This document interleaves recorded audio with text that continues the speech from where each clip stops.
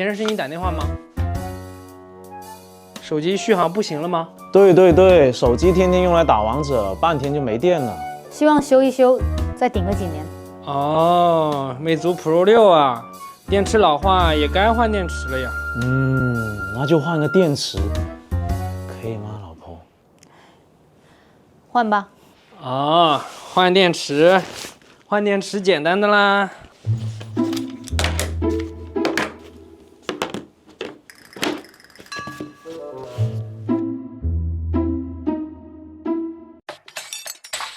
手机修好了，上门修手机的费用是多少钱啊？魅族 VIP 可以享受免费上门维修服务。我先走了。好的。现在魅族售后真的好，以前我还担心找不到售后门店呢。等一下，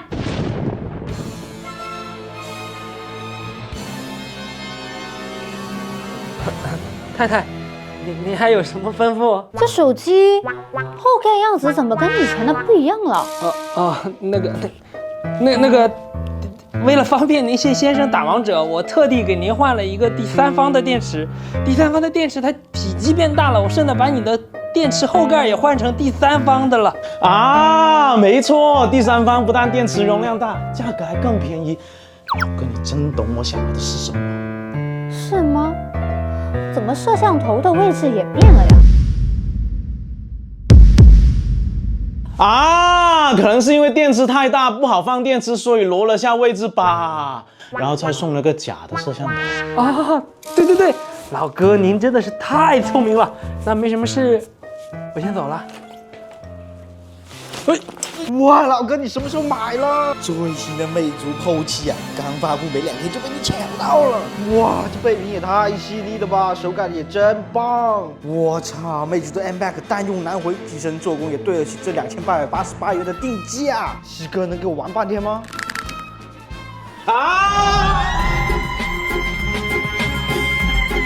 科技有温度，吐槽有风度，测评很鬼畜。这里是主观独立不用方的黑丝科技，我是思姐，小心。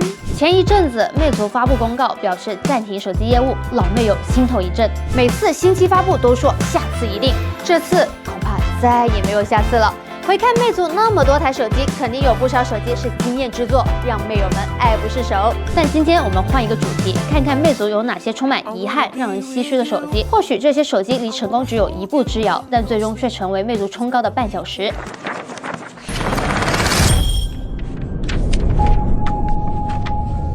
第一台是魅族 MX4 Pro， 这台手机是魅族冲高的第一步，配置在当年算是拉满了。首先是屏幕 ，MX4 Pro 使用了一块2K 加分辨率的 IPS 屏幕。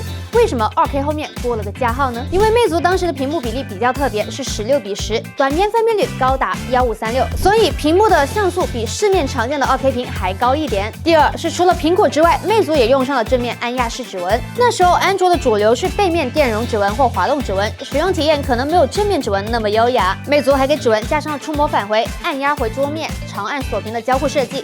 其实这时候就已经有了 M Back 的雏形，一个 Home 键就能完成大部分操作，对比3大金刚键是遥遥领先。这套交互可以说是革命性的，以至于后来有越来越多手机模仿借鉴，直到全面屏到来才被全面屏手势取代。然后相机这边 ，MX4 Pro 搭载了2000万像素、2.1/3英寸的 IMX220，还别嫌小，对比当时主流的1300万像素、1/3英寸底，也算是领先不少，还给了双色纹闪光灯。魅族早期是做 MP3 起家的，跟步步高做 VCD 一样，本身自带音频技术储备，后来也相继推出了支持 HiFi 功能的手机。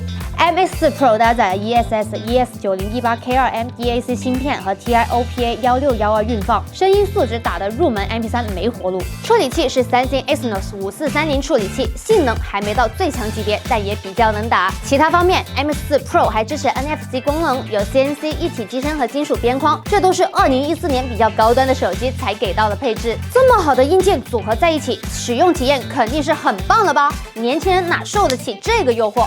结果手机到手，只能说悲喜交加。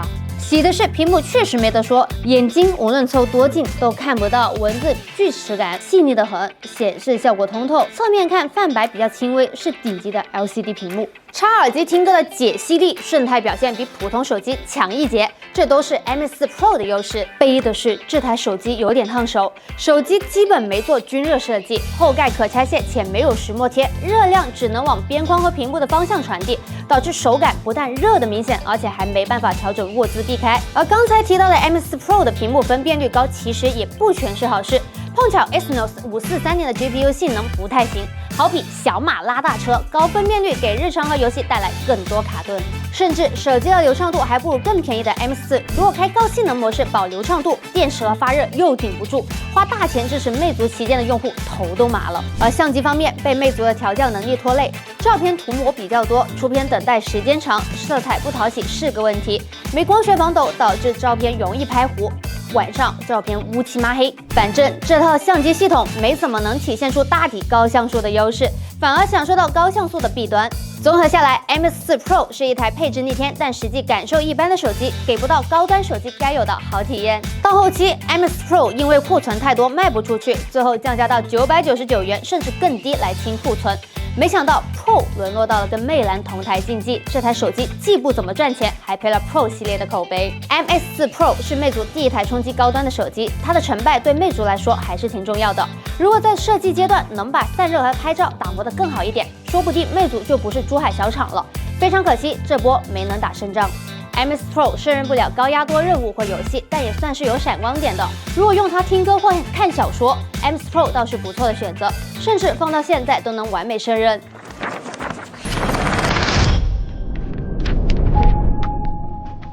到了魅族 M6 Pro 6的阶段，魅族连续开了多场演唱会，魅族和魅蓝手机加起来销量迎来快速增长。但相信那时候的魅族依然压力山大，因为除了旗舰机 Pro 6 Plus 之外，魅族几乎所有手机都在用联发科处理器，那时候大小和调度还不够完善，一核有难，9核围观是联发科的真实写照。而 P10恒久远，一颗永流传是魅族当时没有好处理器用，机身设计又套娃的尴尬。魅族最好的办法就是尽快把性能短板补上，结果魅族把 Pro 7端上来，处理器这边大伙仔细一看，立马就发现有猫腻。魅族 Pro 6和 Pro 6S 都用的是联发科 S25 处理器，而刚发布的 Pro 7用的是联发科 P25 还在用落后的 A53 架构，性能打不过上代的 S25。在当时处理器每次换代都有大幅性能增长的背景下，魅族居然开启了性能倒车，结果在机圈里闹出笑话。再看看价格，魅族 Pro 7的定价十分自信，甚至还涨价了，这不把用户当猪仔吗？所以 Pro 7从发布那一刻开始就已经失败，就连几乎每年都买魅族旗舰的老魅友也下不了手，只能遵循魅族传统，等跳水再考虑。当然后来也没买，转头买了魅族15。抛开性能和价格，魅族 Pro 7是一款比较精致的手机，这也是思姐觉得比较可惜的地方。花大价钱定制的背屏，不但分辨率高，刷新率也高，靠近边框的位置做了曲面内收，保证完美手感。摄像头轻微凸起，降低背屏被刮花的几率，设计还是在线的，比 RGB 灯带高级不少。这块背屏可以用来听歌、看天气、自拍、显示通知等等，或者单纯用来做赛博装饰，还算是有点用。魅族出了很多手机，魅族 Pro 7是赛博味最浓厚的一台，其他方面没什么好讲的，基本延续魅族的设计，依然有魅族 Pro 系列的精致感。但其实那时候的魅友更希望魅族出一台拥有旗舰性能、价格又合适的旗舰机。至于画屏，大部分人的需求是有更好，但要加很多钱就免了。如果 Pro 7用上骁龙835，说不定很多魅友就能接受涨点价去买单。可惜魅族当时拿不到高通旗舰芯片 ，Pro 7也只能在机身设计上整活。代价就是成本失控，导致 Pro 7标准版的处理器降档，售价还高了。多年后再看到魅族 Pro 7，有点感慨，魅族是那家敢把提速量产往自家主力机上塞的公司，也总能收获一批同样喜欢这种设计的拥趸。只不过魅族体量不够大，一旦手机不受市场欢迎，往往也会元气大伤，风险也很大。